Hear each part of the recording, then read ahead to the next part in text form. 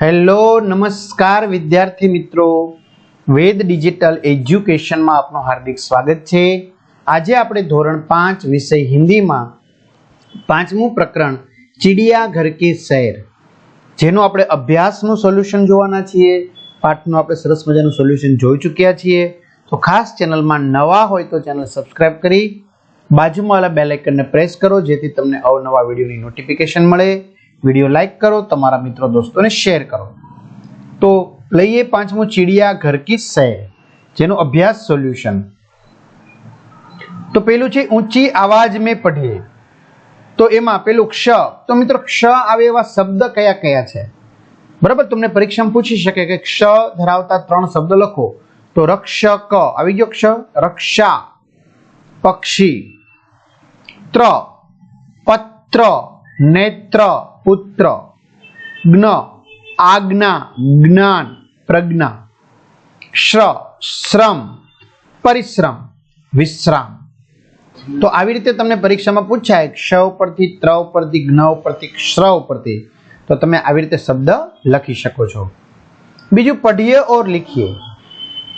ख तो मक्खन मक्खी, मच्छर छ मच्छर मगरमच्छ, चिट्ठी ठी गट्टर। तो આવી રીતે। ત્રીજું નિમ્નલિખિત અંશ को पढ़कर प्रश्नों के उत्तर लिखिए। હવે તમને અહીંયા કેટલોક અંશ આપવામાં આવ્યો છે, તમારે વાંચવાનો છે અને પ્રશ્નોના જવાબ લખવાના છે। પહેલા ખાસ વિદ્યાર્થી મિત્રો, દરેક વિષયના પાઠ્યપુસ્તકની પ્રકરણની સમજૂતીના વિડિયો, સ્વાધ્યાય અભ્યાસની સમજૂતીના વિડિયો, વિષય પ્રમાણે મટીરીયલ, પરીક્ષા માટે ઉપયોગી અસાઇનમેન્ટ, પરીક્ષાના પેપરની સમજૂતીના વિડિયો, એકમ કસોટીની સમજૂતીના વિડિયો અને સ્વઅધ્યયન પોથીની સમજૂતીના વિડિયો આ બધું જ વેદ ડિજિટલ એજ્યુકેશન નામની એપ્લિકેશનમાં તમને મળી રહેશે। જે ગેમ ડાઉનલોડ કરો છો ત્યાં જઈને ગૂગલ પ્લે સ્ટોર ઉપર જઈ વેદ ડિજિટલ એજ્યુકેશન નામની એપ્લિકેશન તમને ન ખ્યાલ આવે તો માતા પિતા કે કોઈ અન્ય ભણેલ વ્યક્તિની મદદથી ડાઉનલોડ કરો। ઓપન કરશો લા પેજ ખુલે, એમાં મોબાઈલ નંબર નાખો, સેન્ડ ઓટીપી કરો, બીજું કશું નથી કરવાનું। 4 આંકડાનો ઓટીપી આવે, તમારા મમ્મી પપ્પાનો મોબાઈલ નંબર તો નાખશો એટલે તમને જુદા જુદા મેનુ ખુલે, એમાં 3 થી 12 માં જવાનું, 3 થી 12 ના વિડીયો મળે। પેડ કોર્સમાં પરીક્ષાના સમયે પેપરો, એક્ઝામ પેપરમાં પેપરો મળશે, એકમ કસોટીના પેપર એમાંથી મળશે।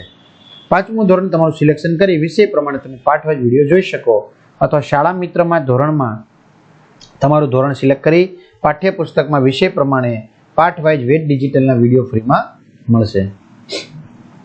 तो वांचिए अपने, अगर आप कभी गौर करेंगे तो आपको पता चलेगा कि छोटे बच्चे अपनी पलकों को 1 मिनट में औसतन 1 से 2 बार झपकाते हैं, जबकि वयस्कों में यही संख्या करीब 10 होती है।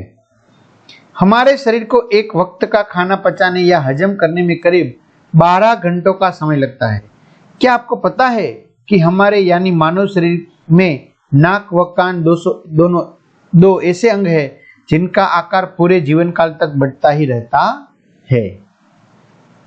तो जो ये આપણે પેલું छोटे बच्चे और वयस्कों की पलकें झपकने में क्या अंतर है, तो आपने लिखू कि छोटे बच्चों की पलकें 1 मिनट में 1-2 बार झपकती है, जबकि वयस्कों की पलकें 1 मिनट में करीब 10 बार झपकती है। दूसरा, हमारे शरीर को कौन सा कार्य करने में 12 घंटे लगते हैं? 12। तो हमारे शरीर को एक वक्त का खाना हजम करने में 12 घंटे लगते हैं। तीसरा, शरीर के ऐसे कौन से 2 अंग हैं जो पूरे जीवन काल तक बढ़ते रहते हैं? तो हमारे शरीर के नाक और कान ऐसे 2 अंग हैं जो पूरे जीवन काल तक बढ़ते रहते हैं। चौथु प्रश्न, कोई बहुत धीरे चलता है तो लोग कहते हैं कि यह कछुए की चाल चल रहा है। अब तुम बताओ कि तेज चाल चलने वालों को क्या कहेंगे? तो तेज चाल चलने वालों को हवा की चाल कहेंगे।